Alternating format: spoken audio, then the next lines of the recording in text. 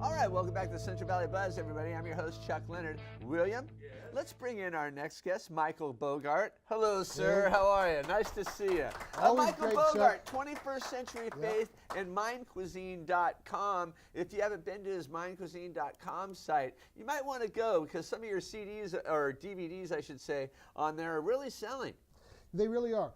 I think people have these same questions, almost perennial questions about certain religious groups, and that's what I specialize in. Islam, for example. Understanding Islam. Understanding Islam. Do people want to understand Islam, or they want to just think what they see on the news? Well, you know, obviously some people just want to think what they think, but I think there's a significant and growing group of people out there with all the news about Islam. What is this thing, and where did it come from, and are they all violent, and all of that? Is Islam mean ISIS? Islam does not mean ISIS. That might be one of their questions. Well, yeah, absolutely. And they want to know what this thing is. And so what I try to do as an educator is I try to provide a fairly non-biased, balanced. Fairly non-biased. Well, you are the writer. I am the writer. Everybody's got their biases. I am a Christian. But at the same time, I try to provide a fairly fact-based, not try to spin anything view of it. You pick Islam. Another one you pick, Mormons. Mormonism. I'll tell you something. I've done the tour of the churches in Fresno. Mm-hmm. I've been to the wards. I've been to Testimonial Day, I think is what they call it. Right. And it's an amazing church, and it was everything I didn't think it was. And maybe I go there thinking I'm going to see a bunch of weird people, and they're not. They're all just about the nicest people in the world. I think they're going to be strange and different from me. They're not that much different than me at all. Mormons tend to be very solidly middle class, with middle class values, good neighbors. I have relatives that are Mormons, just the best people in the world. Well, in many ways, that's the reputation that they have. The reason I did a video on Mormonism is because that's one of the groups people always ask about. Right. Like they think one thing, but they're another.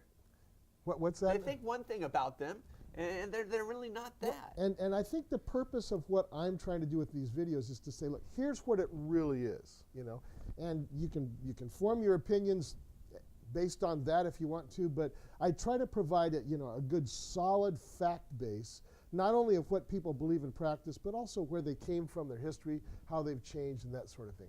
Mm-hmm. I'm doing a thing tonight for a church in Fresno for their young adult group on the Jehovah's Witnesses, which is another one of those groups. That's what I was. What are some of the other ones that people are just are they wary about? Well, I think for obvious reasons, everybody's had some kind of encounter with Jehovah's Witnesses. Right. And sooner or later, they show up at your door or something, and people want to know, well, why are they out there doing this? I mean, it seems like an odd thing to do. Go to somebody's door you don't know, knock, and try to get some kind of conversation started. So that always intrigues people. I invite them in. Do you? Yeah. You have a good time? In. Well, you know what? A lot of times they don't accept the offer. No.